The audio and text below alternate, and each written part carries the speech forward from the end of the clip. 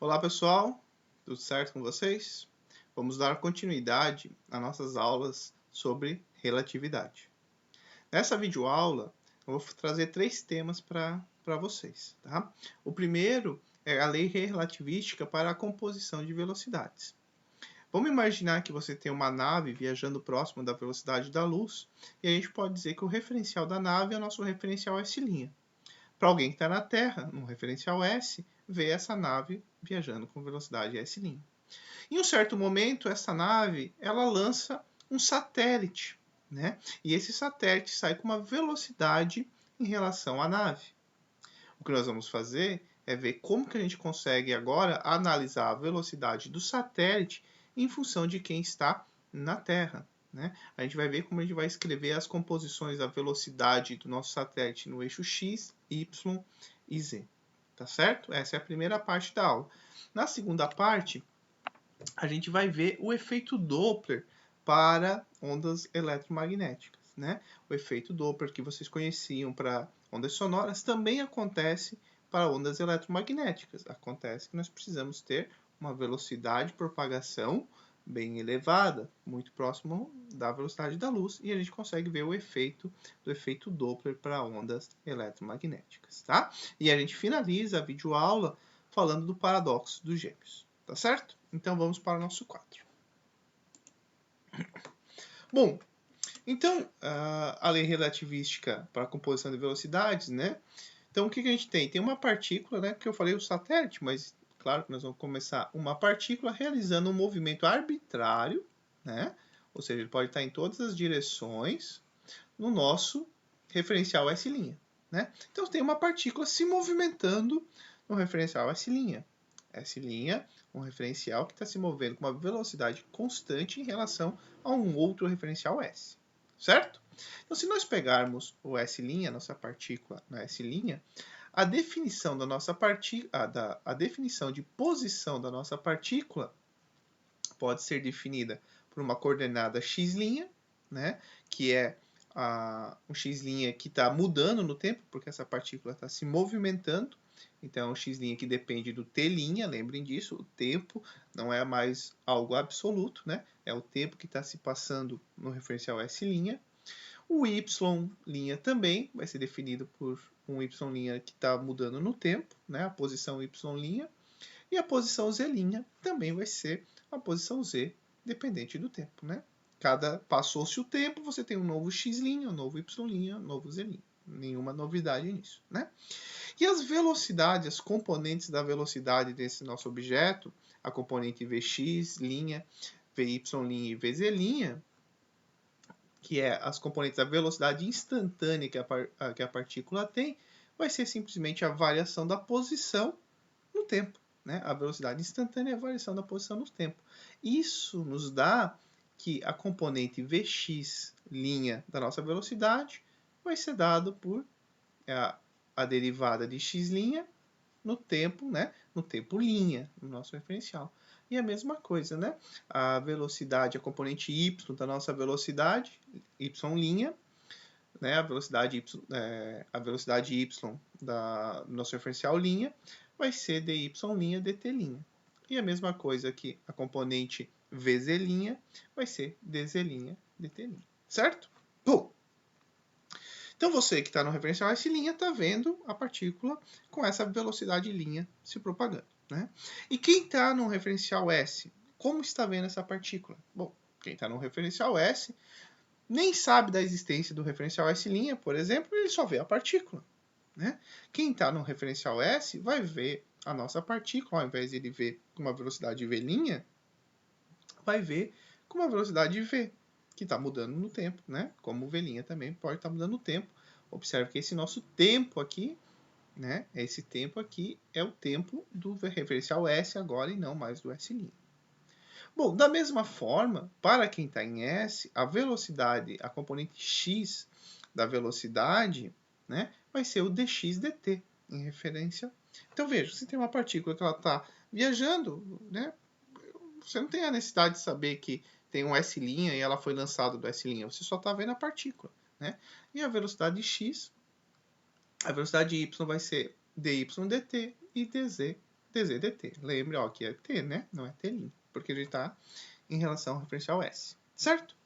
Mas, por algum motivo, a gente quer saber, né? Agora, como que eu posso conversar, né, a minha velocidade x em relação ao vx', né? Que, por exemplo, se eu estou vendo a nave, né? Eu estou vendo a nave indo com uma velocidade próxima da luz. E aí eu recebo uma mensagem dizendo assim, olha, a nave lançou o satélite com tal velocidade. E eu não estou vendo o satélite. Então, eu aqui na Terra, eu preciso calcular, eu conheço a velocidade da nave. Eu preciso calcular qual a velocidade do satélite em relação ao meu referencial.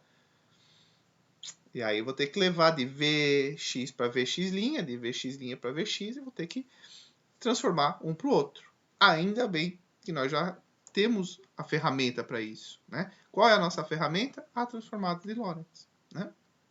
Então, se vocês lembrarem, nós deduzimos essa transformada, né? Então, para um referencial que está se propagando ao longo do eixo x, né? Então, x' está ao longo do eixo x, certo? Com uma velocidade v, v maiúsculo aqui. Então, nós tínhamos essa, quando eu quero levar da minha coordenada x e t para x', eu tenho que usar essa relação aqui. A mesma coisa para eu levar de t para t' também, e de y' vai para y e z', né? Que a gente viu que os tamanhos transversais de propagação não se alteram, certo? Bom, então, como a gente vai querer uma variação no tempo, então quem que é?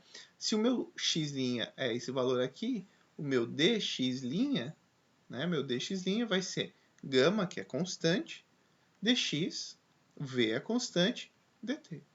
Da mesma forma, o nosso dt' vai ser gama constante, né?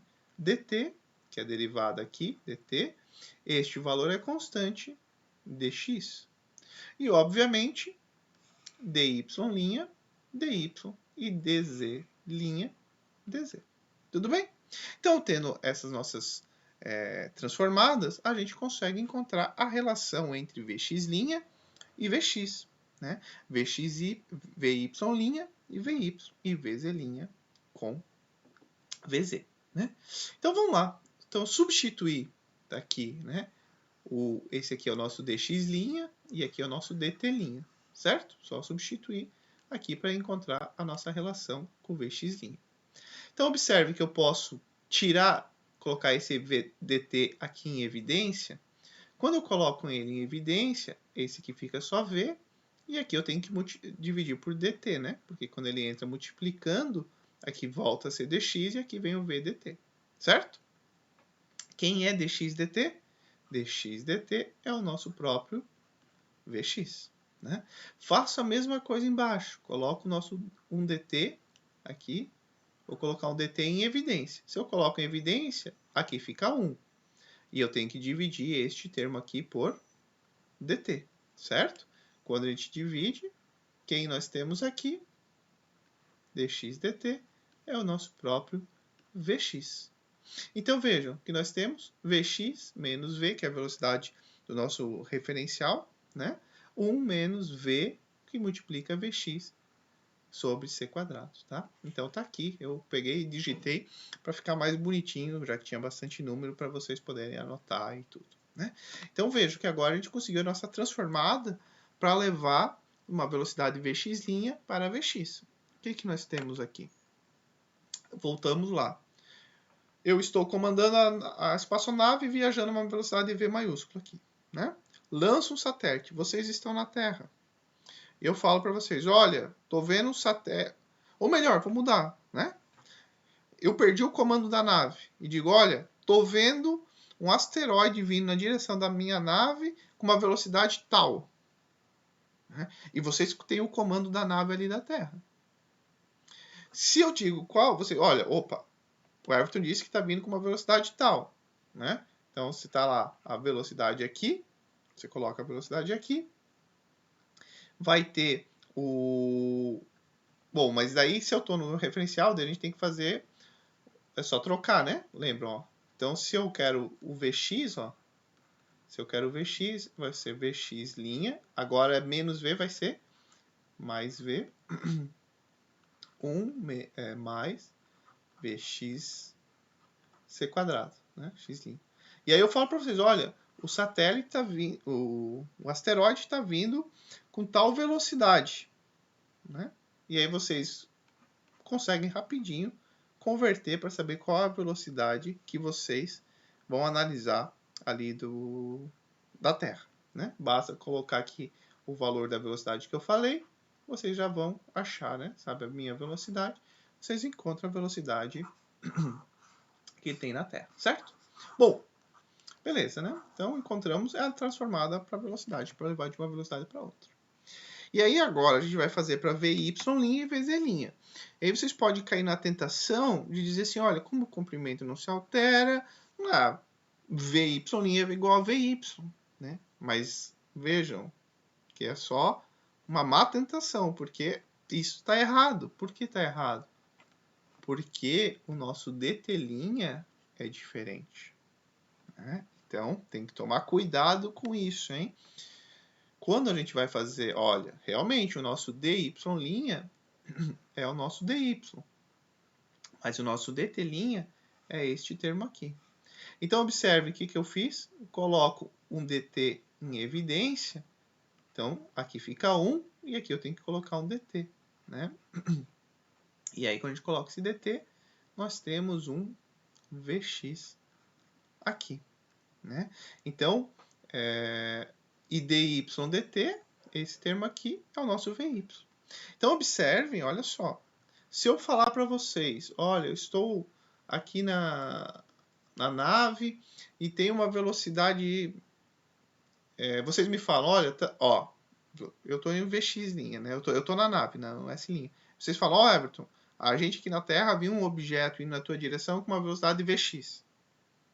E aí eu consigo calcular qual é a velocidade no meu eixo de referência, né? Basta eu substituir o que vocês me mandaram aqui. Então, observem, para eu saber a componente x' dele, eu só preciso dos Vx. Agora, observe que para eu saber a componente Vy dele, né, eu preciso da nossa componente x aqui. Né? Se vocês só me mandarem, ó, Everton, ele está indo, com uma velocidade y, tanto valor, né? Se vocês só me mandaram o VY, eu não consigo calcular. Eu preciso também do VX. Tá certo? E a mesma coisa vale para a nossa velocidade Z. Aí sim, né? VZ vai ser igual a VY, né? Mas não é que é igual a VY, né? Vai ser semelhante a VY, só que você troca VY por VZ, né? E a gente tem que... tá. Temos aqui, né? Finalizando. Não, é que a gente faz o Ctrl+C, Ctrl+V e às vezes a gente esquece de mudar, né?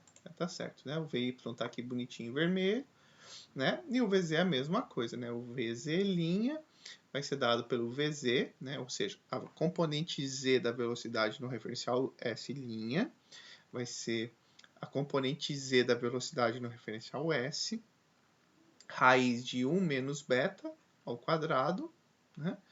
Dividido por 1 menos Vx, de novo, ó, Vx aqui, c quadrado, né?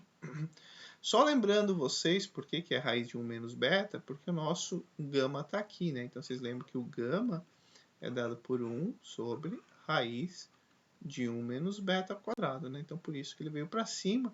E lembrando que o beta quadrado, ele é dado pelo V, deixa o beta só, né? V sobre C, tá bom?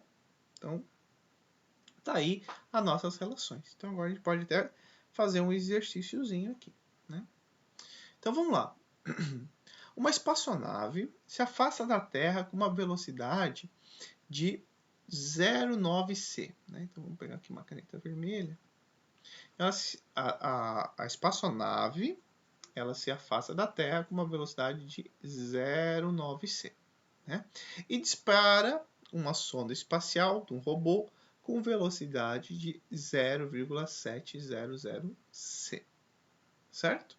Em relação à espaçonave na mesma direção e no mesmo sentido da velocidade. Então, vocês têm que cuidar disso. Sempre olhar o sinal, né? Se está na mesma direção, é sinal positivo, sinal negativo. Então, sempre tomar cuidado com os sinais, né? Não é porque a gente está usando o Vx ali que isso é positivo, né? O sinal é fundamental. Então, cuidado com isso, preste atenção com isso, tá? Então, vejam, a informação da velocidade e intensidade é importante, mas a direção tão importante quanto, né?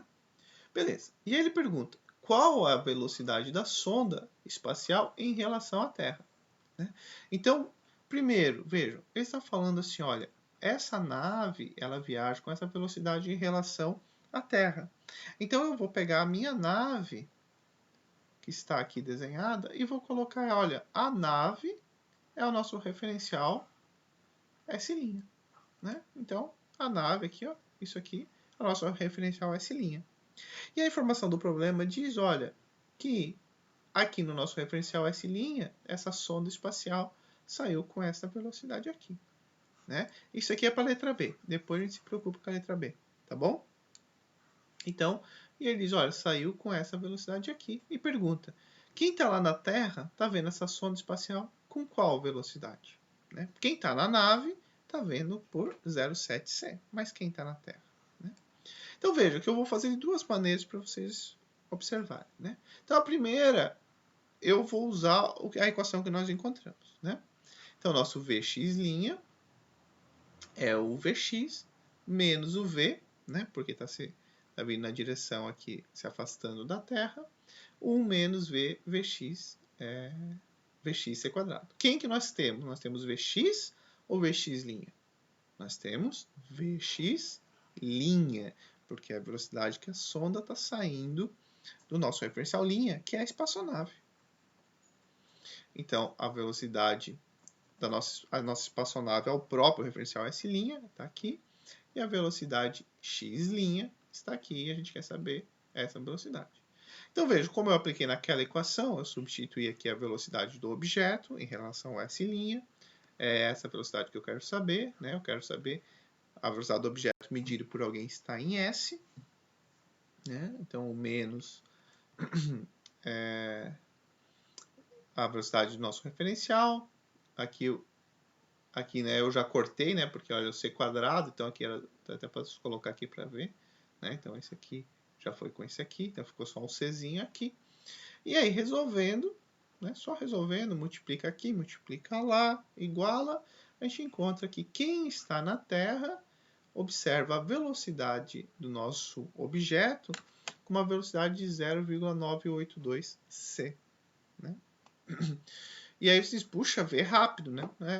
Mas vejam que se a gente não tivesse a relatividade, com qual velocidade que quem está na Terra veria? Pela transformação de Galileu. Seria 0,9c mais 0,7c. Quem está na Terra, se a transformação de Galileu estava certo, que não está, né? Veria o torpedo com uma velocidade de 1,6c. Né? Mas a gente sabe que não tem como ter um objeto com maior que a velocidade da luz. Então, não tem como. Então, quanto maior essa velocidade aqui em linha, mais esse termo vai se aproximar de C. Mas nunca vai chegar. Nunca vai chegar. Tá bom? Então, só uma coisinha rapidinho, que observem que se esse termo aqui, ó, se esse termo aqui for muito, muito pequeno, né, com C, essa velocidade aqui não for muito grande, nem essa aqui for muito pequeno, nós voltamos à transformada de Galileu, né? Fica Vx' menos V. Tá? Então, e a mesma coisa aqui, né? Se isso aqui for muito grande, aí o Vy vai ser o próprio Vy e assim por diante. Né? Bom, outro jeito de fazer é o seguinte, deixa eu voltar lá. Né? Então veja, o que eu posso fazer? Dizer, olha, não, se eu encarar, se isso aqui for o Vx, né? Porque veja, eu tô na nave, eu tô vendo quem está na Terra está vendo a nave indo embora com uma velocidade V maiúscula. Mas quem está na nave, na verdade, está vendo a Terra indo com uma velocidade V maiúscula no outro sentido. Então, basta... Isso aqui vai ser menos V. Isso aqui não é tão óbvio, mas as transformadas levam a isso, e vocês devem ter feito a tarefinha, devem ter feito isso, né? Então, esse menos aqui, nós vamos ficar com... Opa, não queria apagar aquele lá. Né? Se eu tirar aqui, então esse aqui fica o linha, aqui fica mais, aqui fica mais e aqui fica linha, né? Beleza? Então, é isso. Então, fazendo da mesma forma, então o que eu fiz? Então, aqui o referencial é x, né? O nosso vx', mais v, aqui o mais, aqui também o mais, aqui agora é o x', que ele já dava o valor, né? Então, resolvendo, obviamente, a gente chega na mesma resposta, tá bom? Mas eu queria fazer para vocês verem que tanto faz, tá? Vamos para a letra B. A letra B é legal também. O que fala a letra B? Agora, o que acontece? Você esqueceu uma coisa importante, né? Você está viajando lá, esqueceu alguma coisa importante, a estação espacial diz, não se preocupa, nós vamos mandar um ônibus espacial aí para você. Tá? Não precisa diminuir a velocidade aí, que o ônibus espacial está indo, logo, logo ele chega aí, tá bom? Aí beleza, você continua a viagem esperando o ônibus espacial chegar. E aí, o ônibus espacial tenta alcançar a espaçonave, né, deslocando com uma velocidade de 0,950C. Se, e que não é verdade, se não tivéssemos estudando relatividade e valência transformada em Galileu, né, qual seria a velocidade de aproximação? Seria 0,05C. Né? Eu estou indo com 900, a outra nave está vindo com 950, seria 0,50, né? 0,050C. Mas, acho que vai ser diferente, né? Por quê? Porque não vale a transformada de Galileu. Então, tem que ver. Bom, quem que nós temos agora? Agora a gente quer saber o seguinte, ó. Qual é a velocidade do ônibus espacial em relação à nave? Né? Então, a gente vai colocar o quê? Nosso ônibus espacial, ele tem uma velocidade de 0,95 em relação ao referencial S. A nave é o nosso referencial S'. Né? Então, a gente quer saber esse 0,95C, que é a velocidade do ônibus espacial no referencial S, qual é a velocidade dele no referencial S', que é o referencial da nave. Né?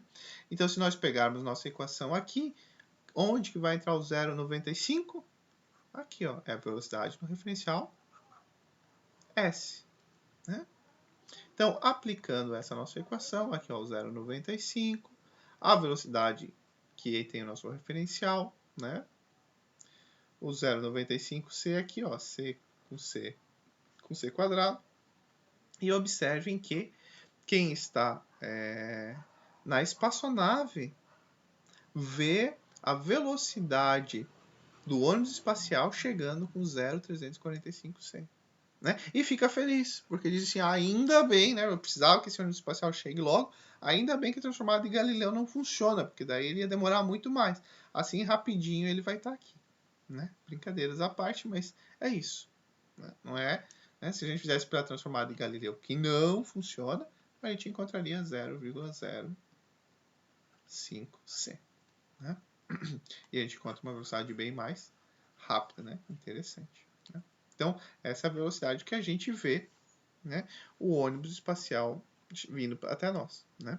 Já para quem está no referencial S, vai ver com 0,95. Tá bom? Então, essa é a ideia. Né? A ideia é saber, com bastante calma, quem é o Vx', quem é Vy', né? Substituir com calma, pensar no problema, olhar o desenho do problema, né? Fazer o desenho do problema, para não se confundir na hora de substituir. Tá certo? Então, vamos para a nossa segunda parte agora. Vamos discutir o efeito Doppler. Bom, o efeito Doppler, a gente já imagino que vocês já estudaram, né? Estudaram na Física 2 para a onda sonora. Né? E se vocês lembrarem lá da Física 2, o que é o efeito Doppler? O efeito Doppler é o seguinte, na onda sonora. Né? Eu emito uma onda sonora numa certa frequência, né? Você que está ouvindo o vídeo vai escutar essa onda sonora. Se você estiver parado e eu estiver parado, vai escutar na mesma frequência que eu emiti. Se você estiver se movimentando e eu parado, você vai escutar uma outra frequência, ou seja, você vai escutar uma frequência aparente. Porque você vai dizer assim, você está emitindo nessa frequência. Eu digo, não estou. Ah, é porque eu estava me movimentando. Ah, beleza. Né? E se você ficar parado e eu me movimentar e eu sou a fonte, você vai escutar uma outra frequência. Né? Então isso que é interessante no efeito Doppler para onda sonora. Não é só o movimento, só fazer um movimento relativo entre eu e você, não funciona. Então se vocês lembrarem, vocês geralmente se deduz o efeito Doppler para onda sonora em 3 etapas. Qual que é a primeira etapa? O observador se movimentando, a fonte parada. Segunda etapa, observador parado, fonte se movimentando. Terceira etapa, observador e fonte se movimentando. Né? E por que a gente tem que fazer em 3 etapas? Porque na onda sonora, né, a fonte, a gente tem que levar em consideração, né, o movimento em relação ao... Cadê? Eu tinha escrito aqui. Né? Aqui, né? Eu inverti depois, não desinverti. Então, porque existe um referencial preferencial, né, na onda sonora. Quem que é o referencial preferencial? É a atmosfera. Lembra, até eu já falei sobre a onda sonora aqui, quando para a luz se cogitava o éter, né? Que o ar é o referencial privilegiado. Falei preferencial, mas é privilegiada a palavra, né? O ar é o referencial privilegiado. Por quê? Porque não depende da velocidade da fonte, depende só a onda sonora se propaga no ar em repouso com a mesma velocidade, independente da fonte estar em movimento ou não, né? Então a gente tinha que, por quê? A gente existe esse referencial privilegiado, a fonte em repouso na atmosfera, a gente tinha que estudar quando ela estava em repouso e o observador em movimento, né, em relação a esse referencial privilegiado. E aí depois a gente tinha que pegar o observador em repouso na atmosfera e a fonte em movimento. E depois nós somávamos os dois. Porque há um referencial privilegiado, que é o ar, né, a atmosfera. Agora observem que, né, que se existisse o éter, a gente teria que fazer a mesma coisa, porque a teoria da existência do éter era dizer que o éter era um referencial privilegiado para a luz, como o ar, né, a atmosfera, os meios, né, onde o som se propaga são para o som, certo? Mas não existe o éter. Então quer dizer que não tem mais sentido eu falar fonte em repouso em relação ao referencial privilegiado ou observador em repouso em relação ao referencial privilegiado. Porque não existe referencial privilegiado. A luz se propaga no vácuo, onde não existe nada. E isso facilita demais a nossa vida. Por que facilita demais? Porque a gente pode simplesmente considerar a velocidade relativa entre... Opa, aqui não é fone, né? Não é entre o fone, é entre a fonte e o observador.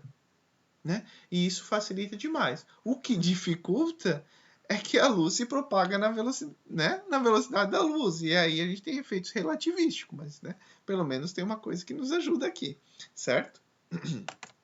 Então, o que é o efeito Doppler para a luz? Né? Eu imito um comprimento de onda numa certa frequência, uma onda numa certa frequência, por exemplo, na frequência do amarelo.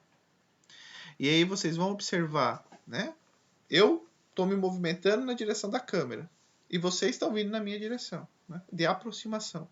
Se eu emito uma luz amarela e a gente está próximo da velocidade da luz, né? A gente vai ver essa luz ficando azul. Vocês vão ver a luz que eu estou emitindo azul. Se vocês estão, o movimento relativo entre nós é de afastamento, vocês vão ver a luz a vermelha. Tá? Então esse é o efeito Doppler. Então qual é a questão? A questão é que para ver o efeito Doppler da luz, né, tem que se viajar muito próximo da velocidade da luz, né? Porque é um efeito relativístico. A gente viu que a gente só vê os efeitos relativísticos quando a gente está próximo da velocidade da luz, tá certo? Então vamos tentar descobrir e calcular, tá bom? Então vamos partir do princípio Deixa o avião passar aqui.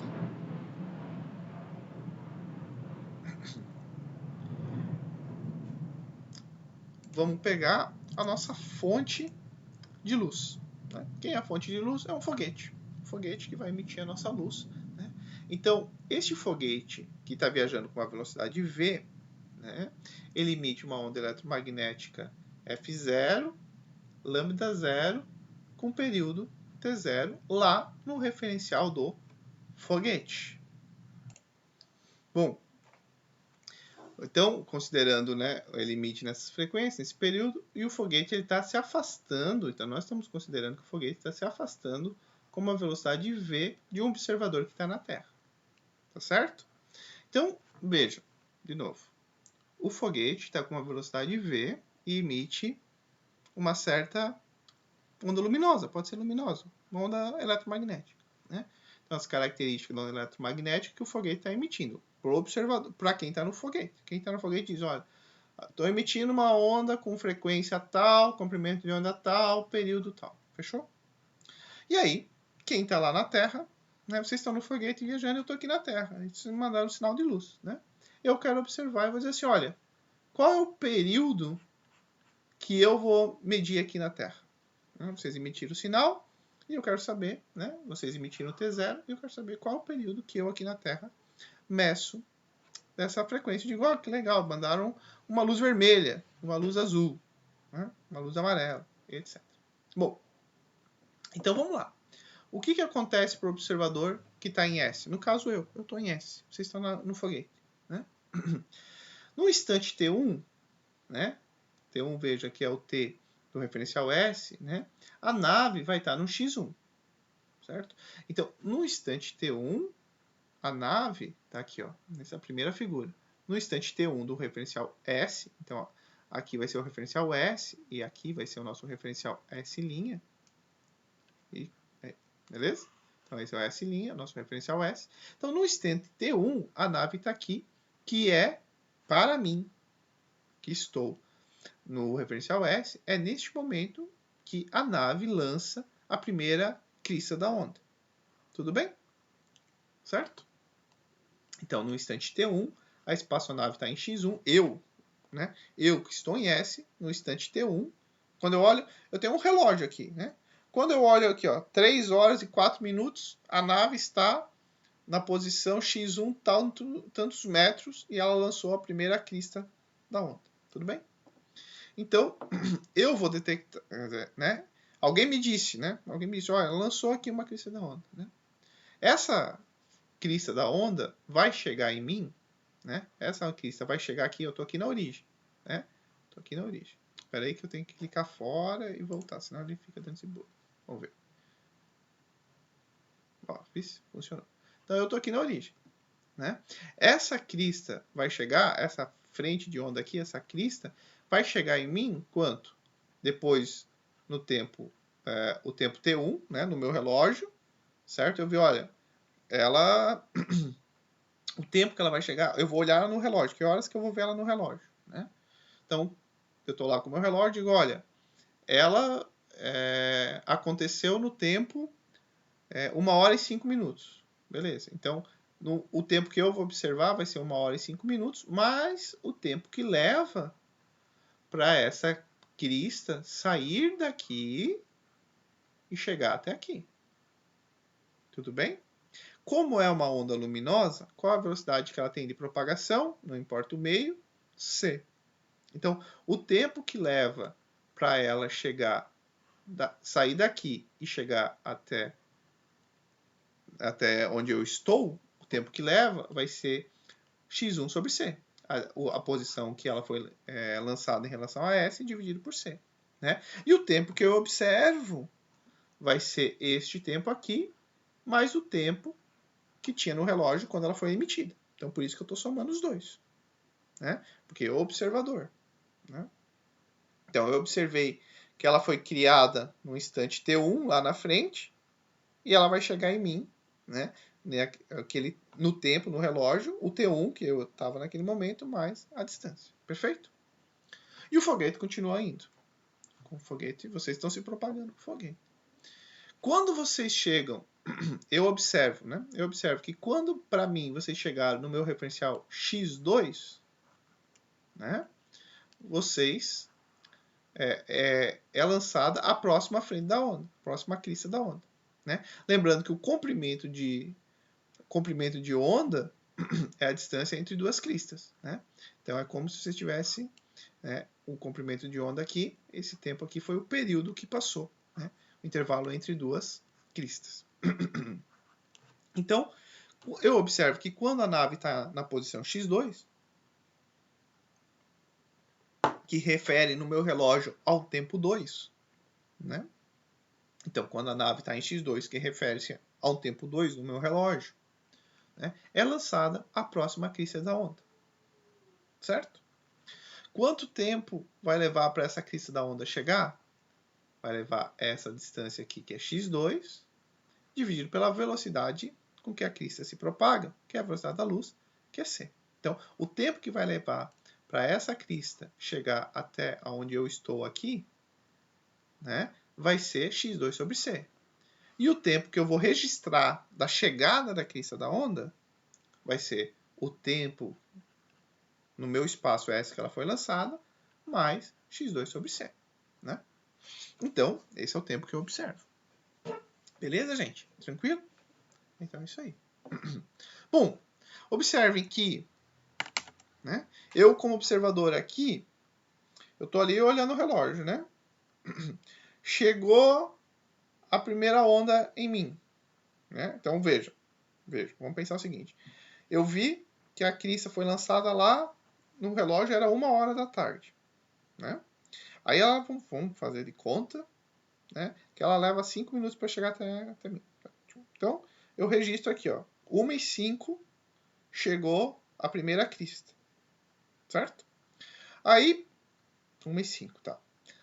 1h15 eu vejo o foguete lançando a segunda crista. Né? 1h15 eu vejo o foguete lançando a segunda crista.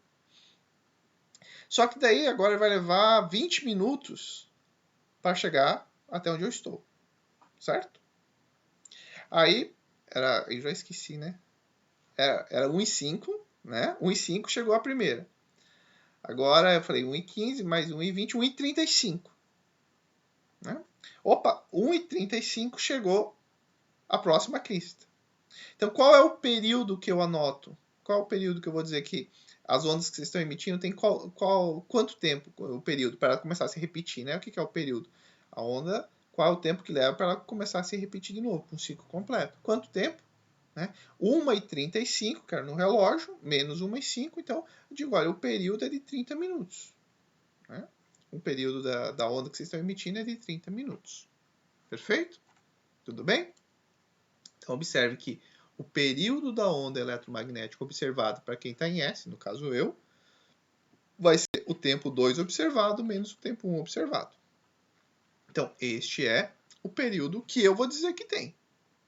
Eu não sei qual é o período da onda, mas eu estou dizendo, olha, se a cada 35 minutos chegam duas cristas, esse é o período da onda. Ponto final.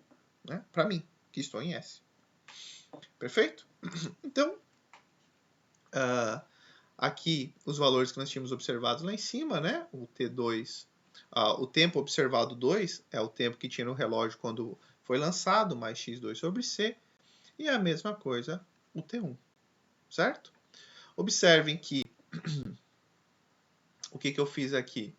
Eu simplesmente coloquei o T2 menos T1 e aqui 1 sobre C, x2 menos x1. Mas vejam, quem é x2 menos x1? x2 menos x1, aqui, ó, né? Ele estava aqui em x1, certo? Quando ele está em x2, se eu conheço a velocidade que tem a nave, eu sei aonde que é o x2, né? Porque vejam, eu estou vendo a nave embora com v. Então x1 menos x2, a distância entre x1 e x2 é v vezes o ΔT, né? O ΔT que é T2 menos T1. Não é verdade? Se eu conheço, né? Eu conheço a velocidade da nave. Ela está aqui. Eu conheço a velocidade da nave. Se eu sei quanto tempo leva para vir daqui até aqui, eu sei quanto de distância andou, né? Ou então, se eu estou aqui, eu conheço essa posição aqui, essa distância aqui é o quanto ela andou, e isso aqui vai ser V vezes o tempo que ela andou. Como a gente está falando de relógio, o tempo que ela andou é o tempo que tem lá o x2 menos o tempo que tem em x1, né? Porque é no relógio. E daí está pronto, né? Ela saiu daqui 1h05. Ela chegou aqui 1h15. Então ela andou 10 minutos, né? Ela andou 10 minutos. E a gente consegue essa distância aqui, né? Vai ser a velocidade dela vezes esse tempo ali em segundos e minutos e tal. Beleza? Então o que a gente tem aqui? O x2 menos x1, né? Isso é só para um outro jeito de escrever aqui. Ó. A posição x2 vai ser a posição x1 que ele tinha vezes a velocidade vezes o ΔT.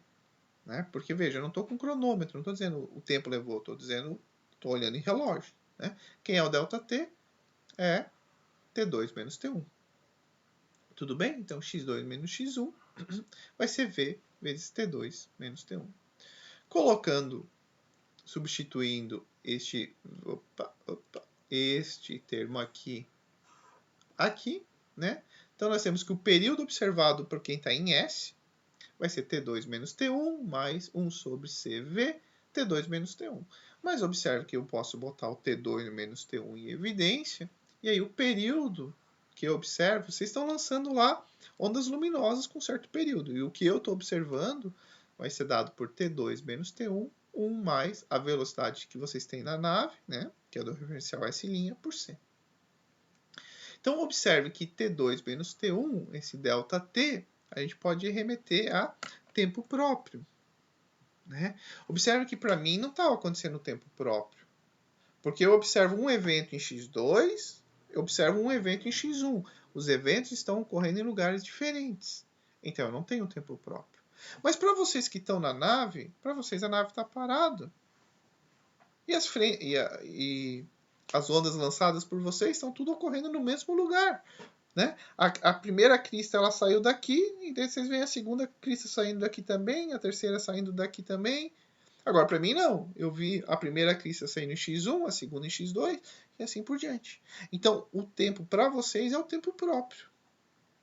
Né? O tempo próprio. Então, para mim, não. Então, agora a gente pode aplicar a equação da dilatação do tempo, né?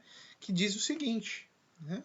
Que um observador em S ou S', né, ele vai ver um tempo maior do que o tempo próprio. Certo? Então, só lembrando aqui um pouquinho, para eu não esquecer nada, né, o intervalo T2 e T1 é o tempo entre duas emissões, que eu discuti. Né? Então, para a espaçonave, né, para vocês que estão na espaçonave, os dois eventos acontecem no mesmo local. Para vocês, ela está parada. Né? E o intervalo de tempo próprio vai ser o próprio período no referencial S'. Né? Então, vejam, lembram disso aqui, né? O ΔT é o nosso gama, o tempo próprio. Então, o tempo próprio vai ser o próprio período, que é o tempo entre duas frentes de onda, entre duas cristas da onda. Tá certo? Então, vamos substituir o T2 por T1 por gama T0, que é o período das ondas que vocês estão lançando. Né? Bom, agora o que eu posso fazer? O gama é este valor aqui, né? 1 sobre raiz de 1 menos v quadrado c quadrado. Posso passar o nosso t0 para cá, né? Então fica o período que eu registro dividido pelo período original, né? Então veja, eu registro um período aparente em relação ao período real do que vocês estão emitindo, quer dizer, real para vocês, para mim o real é o aparente. E aí que tá, os dois estão certos, né? O real para mim é o aparente. Se eu estou vendo azul, é azul para mim. Mas não importa que vocês estão emitindo amarelo. Né? 1 sobre... Né? Aí fazendo... O que eu fiz aqui matematicamente? Peguei o seguinte, olha. Tiro o mínimo aqui. Deixa eu ver se eu... Tá? O que eu fiz? Eu elevei... Não tiro o mínimo. Eu elevei o quadrado. Elevei o quadrado porque eu coloquei... Daí eu posso colocar a raiz para todo mundo. né? Eu posso fazer isso aqui, ó. O que eu fiz foi isso aqui, né? Aí, colocando dentro aqui, então, ó, eu elevei ao quadrado, que ele não tinha, agora boto todo mundo dentro da raiz. Observem que este aqui ao quadrado, esse termo numerador ao quadrado, eu posso escrever assim, né? Esse aqui é o quadrado, este vezes este. E observe que este termo aqui, 1 menos, né? Então, lembra, bom, pode ser 1, né? Mas 1 menos a quadrado pode ser escrito como 1 mais a, 1 menos a, né? É o que eu fiz aqui. Ó. E aí, observe que eu posso simplificar, olha, este com este. E ficamos simplesmente que o período que eu observo no referencial S, dividido pelo período que vocês estão emitindo lá no referencial S', vai ser dado pela raiz, né, de 1 mais V, que é a velocidade do foguete, dividido por C, dividido por 1 menos V, que é a velocidade do foguete, dividido por C.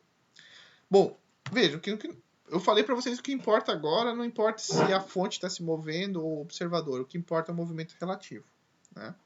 Agora, o que acontece se o observador, se o foguete, ao invés de estar se afastando de mim, do observador, estivesse se aproximando? Observe que se isso acontecesse, este valor, o x2 menos x1, seria menor do que zero. Perfeito? Tem que ser menor que zero, porque está se aproximando. Então, o x2, que é um evento após o x1, vai estar mais próximo, então vai ser negativo. E aí, o que acontece? Esse termo sendo negativo, né, isso implica que, para ser verdade isso daqui, como o tempo não vai ser negativo, esse V aqui vai ter que ser negativo, certo? Então, esse V vai ter que ser negativo. Este V sendo negativo, né, eu posso deixar os nossos V's como então ele vai ser negativo. A única diferença é isso. Né? Então, quando ele for negativo, esse termo aqui vai ficar menos, esse termo aqui vai ficar mais. Né? Se eu quiser usar o módulo do V. Então, tem dois jeitos. Eu dividi em duas equações, né? Uma equação para afastamento, uma equação para aproximação, ou eu posso deixar só uma equação e digo o seguinte: quando, né, se eu dividir em duas, eu sempre só uso o módulo do V. Se eu divido e deixo só uma, eu digo, olha, quando está se afastando, o V é positivo. E quando está se aproximando, o V é negativo. E aí você usa só uma equação, só que ele tem que lembrar disso. Né? Até podem fazer, faça o teste, né? Fazendo com que aqui vai ser menos, né? E aí você vai trocar. Deixa eu até mostrar rapidinho aqui. O nosso V vai ser menos, então esse termo aqui, né, ó, vou fazer já. Depois, tá, vou fazer aqui embaixo. Esse aqui vai ser menos e aqui vai ser menos, certo? Eu posso usar o módulo. Ih, travou a minha câmera. Deixa eu ver se volta aqui. Voltou. Beleza. Então veja, se eu considerar que nós estamos nos aproximando, menos aqui, daí vai ter menos aqui, aqui vai ter menos também, certo? Só muda ali. Então, aqui seria menos também, aqui seria menos também. E aí, olha só, aqui seria menos e aqui seria menos. Quem cancelaria? Cancelaria este com esse, né? E simplesmente aqui, então não cancelaria esse, ficaria positivo. E aí em cima ficava negativo, então troca. Então tanto faz, tá? Vocês como vocês acharem mais tranquilo de entender. Tudo bem? Então, chegamos nessa relação aqui, né? Que daí eu mostrei dos dois jeitos, né? Então, se o foguete estivesse aproximando, então aqui é menos e aqui é mais. Tá bom? E vejam, a relação período que eu observo pelo período que vocês estão vendo lá no S', né? A gente pode escrever em relação de comprimento de onda e de frequência. Né? Por quê? Porque C é lambda F e é lambda 0 F0. Né? E F é igual a 1 sobre T e o nosso F0 é 1 sobre T0. Então, observe que agora a nossa equação ela ficou escrita na função de frequência, período e comprimento de onda. Né? O período em S dividido por o período em S', né? A fonte, né? Pode ser o contrário, porque a fonte pode estar em S e aí S' ser o observador, né? O comprimento de onda do observador, aparente, que é o que o observador observa, dividido pelo comprimento de onda da fonte. E aqui tem que cuidar, que aqui troca, né? Aqui é a frequência da fonte pela frequência do observador. Por que troca? Porque é o inverso do período, né? E aqui está a nossa equação, né? 1 mais V sobre C, 1 menos V sobre C. Reparem que eu quero mostrar uma coisinha aqui. Deixa eu... Vou fazer aqui, ó. Então, observe que o nosso lambda, ele pode ser escrito como lambda 0, raiz de 1 mais VC. Veja que eu vou usar uma equação só, VC, né?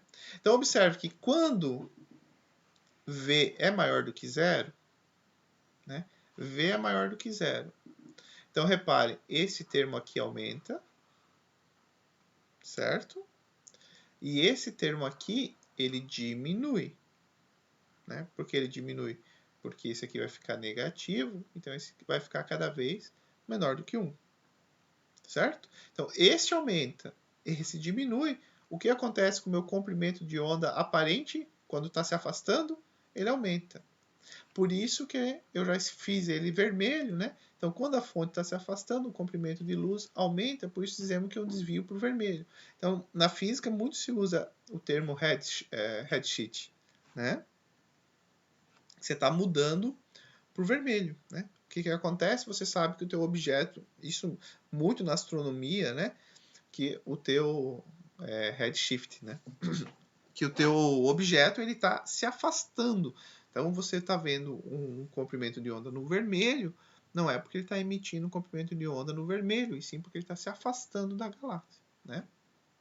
Ao mesmo tempo, vamos ver se eu consigo apagar aqui sem fazer muito estrago. Bom, sabia que não ia. Ao mesmo tempo, se ele estiver se aproximando, o que nós temos? Aqui é menos e aqui é mais. Então, se ele está se aproximando, este termo aqui diminui e esse termo aqui aumenta. Logo, o nosso lambda diminui, né? E aí, a gente vai diminuir o comprimento de onda aparente que o observador que não está na fonte está olhando. E aí, por isso que a gente disse que quando a fonte está se aproximando, o comprimento de onda diminui e o desvio é para o azul, né? O blue shift, certo? Isso me lembra uma vez que eu fui num evento da física e lá o pessoal estava distribuindo os adesivos, né, de brinde do evento, que dizia assim, era se não me engano, uma faixa amarela ou verde, e dizia assim, se você... eu sei, físico tem um humor meio engraçado, mas eu acho engraçado, mais que vocês não acham, mas... Daí tinha um adesivo amarelo e estava escrito assim, se você está vendo esse adesivo azul, é porque você está correndo demais, né? Claro, você está se aproximando do objeto, está vendo ele azul, é porque você está próximo da velocidade da luz. E aí, né, você tem uma diminuição no comprimento de onda aparente, né? A gente acha engraçado, né? Por isso que acabam fazendo e gastando com esse tipo de adesivo, né? Que quantas pessoas vão entender, né? Mas tá bom. Então vamos fazer um exemplo. Infelizmente esse exemplo, a versão americana não traz esse exemplo. E por que eu digo infelizmente? Porque a versão em português ela traz, e aí ela traz a foto, mas a foto é preto e branco, então eu até fiquei tão indignado que eu resolvi nem colocar a foto preto e branco, que é melhor não ter, né? Porque a foto é azul e deve ser linda a original, né? Mas tá bom, deixa eu ler aqui para vocês. Muitas galáxias apresentam buracos negros supermassivos em seus centros, né? Quando a matéria gira ao redor de um desses buracos negros, ela é aquecida, ioniza-se e gera fontes de campos magnéticos. As forças magnéticas resultantes desviam parte da matéria em jatos de alta velocidade, que são expelidos para fora da galáxia e entram no espaço intergaláctico. A luz azul que vimos saindo desse jato, que era a figura, né, que está preto e branco, é óbvio, no livro que eu tenho, possui uma frequência de 6,6 vezes 10 na 14 Hz. Mas no sistema de referência da matéria, do jato, ou seja, se alguém estivesse lá no jato, a frequência é de 5,5 vezes 10 na 13, na região do infravermelho. Então, olha só que bacana, né? A fonte, o jato, ele está emitindo na frequência do infravermelho. E a gente consegue ver através da luz visível porque ele está tão rápido, que a gente vê ele azul. Né? Isso é efeito Doppler. Né? Você vê uma frequência que não é a frequência que está sendo emitida pela fonte. Mas para você é azul, e você está certo nisso. Para você é azul. Né? E aí, a primeira coisa que a gente sabe? Se ele está emitindo no infravermelho e a gente está vendo azul, a gente já sabe que esse jato está vindo na nossa direção. Né? Tem um deslocamento para o azul. Está diminuindo o comprimento de onda, então está se aproximando da gente. Se ele estivesse indo na outra direção, a gente não veria no visível, né? Porque ele estaria aumentando o comprimento de onda, então estaria além do infravermelho. Né? E ele pergunta com que velocidade o jato está se movendo em nossa direção. Né? Então, veja, eu trouxe de novo as nossas equações. Né? Ele deu relação de frequência, então é o que eu vou usar aqui. A frequência original, a frequência da fonte, a frequência que a gente observa é azul, até fiz azulzinho aqui. Né? A velocidade que o jato tem, o jato no caso não é um avião a jato, né? O jato lançado pelo buraco negro, né? Pelo disco dele. Bom, e aí é só substituir, né? Aqui está o valor da frequência dele, a frequência que a gente visualiza. Não, ao contrário, né? Desculpa, né? Não, é isso, né? Isso, é porque eu olhei que aumentou, eu disse, não, mas tem que diminuir. Não, mas aqui tá a frequência aumenta, o comprimento de onda diminui, né? Pelo amor de Deus. Certo? Bom, aí fazendo aqui o que eu faço, né? Basicamente, um dividido pelo outro, eleva ao quadrado para tirar essa raiz daqui. Então, elevo esse termo aqui ao quadrado e esse termo aqui ao quadrado, dos dois lados, né? E aí, soma essa raiz, esse termo passa para lá multiplicando, que é o que está aqui. Ó. Esse aqui é a divisão das frequências ao quadrado, aí multiplica por 1 mais VC, igual a 1 menos VC, e fazendo a continha, a gente chega nessa relação. Né? A velocidade que esse jato de matéria galáctica tem é de 0,986 C. Né? Muito próximo da velocidade da luz. E vejam, não é um objeto, são partículas viajando próximo da velocidade da luz. Né? Pena que a gente não tenha disponível essa figura colorida, né? Que devia ser bonita.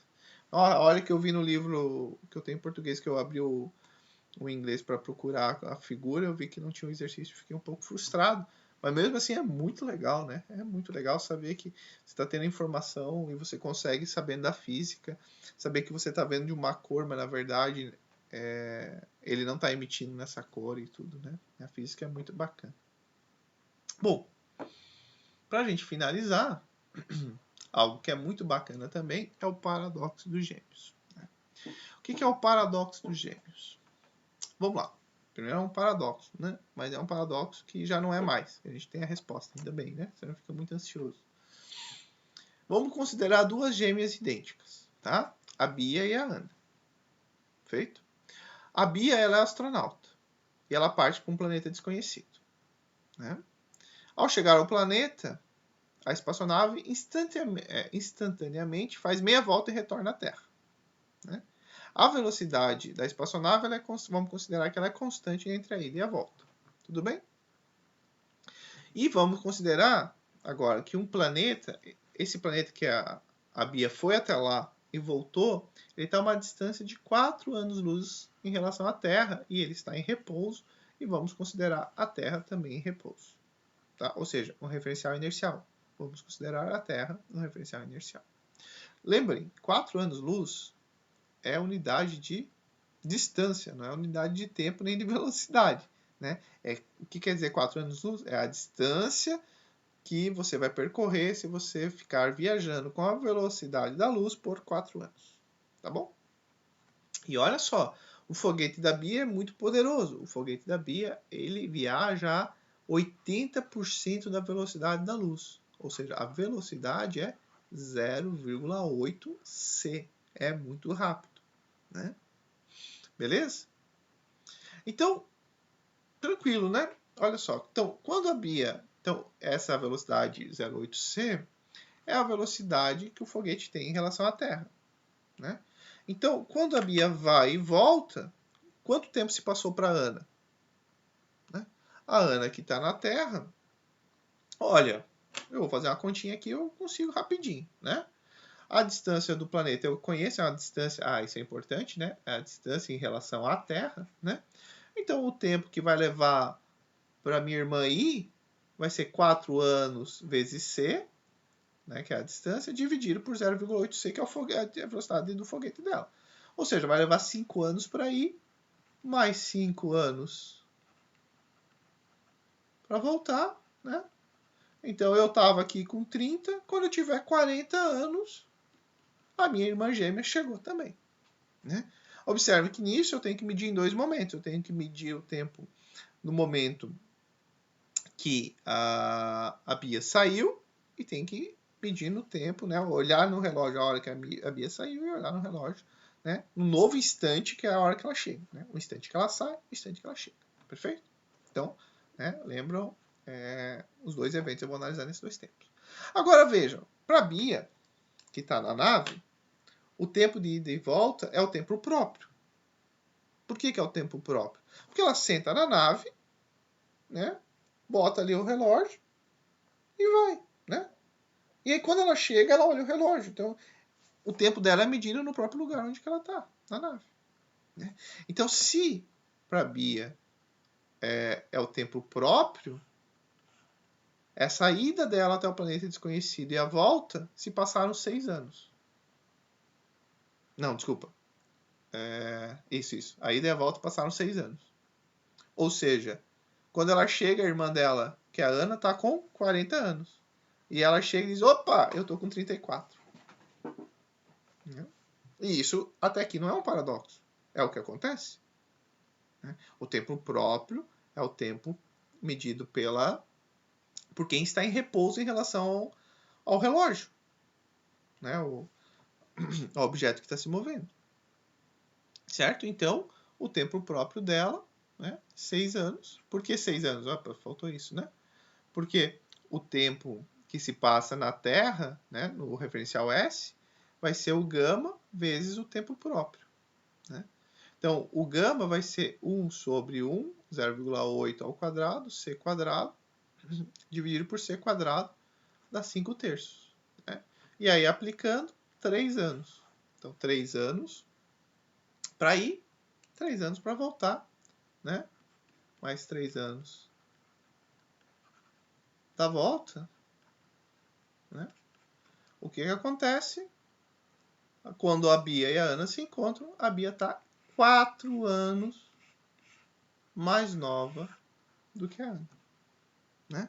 Então, beleza. Mas tá bom, Everton. Entendemos a matéria. Sim, mas não tem paradoxo. Não, o paradoxo está aí o seguinte. O paradoxo é o seguinte. Alguém pergunta, tá, mas peraí. Se a Bia está sentada no foguete e ela vê a Ana viajando com a Terra. Né? Eu estou no foguete e eu estou vendo a Ana viajando. Aí eu vou ter que, né, registrar o momento que a Terra saiu e o momento que a Terra voltou. E aí isso implicaria que o tempo próprio seria o tempo da Ana. E aí quer dizer que quando ela se encontrasse, a Ana estaria mais nova e a Bia estaria mais velha. E agora aí tem um problema. E aí que está o paradoxo. Tá? E aí que está o paradoxo. Que é o que está aqui. Né? O paradoxo surge quando alguém argumenta que o ponto de vista de Bia é a Terra que se move. Né? Para a Bia que está na nave, ela diz, não, eu estou parada aqui, mas a Terra está se movendo. Então, eu vou registrar aqui quando a Terra sai, né? E aí vou registrar quando a Terra volta. E aí a gente inverteu os papéis. Mas a questão, gente, é que vocês têm que pensar o seguinte. A Bia não está no referencial inercial. Só a Ana que está na Terra está no referencial inercial. Por que a Bia não está no referencial inercial? Que primeiro, que a nave vai ter que acelerar para chegar próximo da velocidade da luz. Tudo bem? Né? Aí já é bastante. Mas aí, quando ela chega no planeta, ela chega lá no planeta que ela vai fazer o retorno com uma velocidade de 0,8 c. Para ela fazer o retorno, ela vai ter que ir de 0,08 c para menos 0,8 c.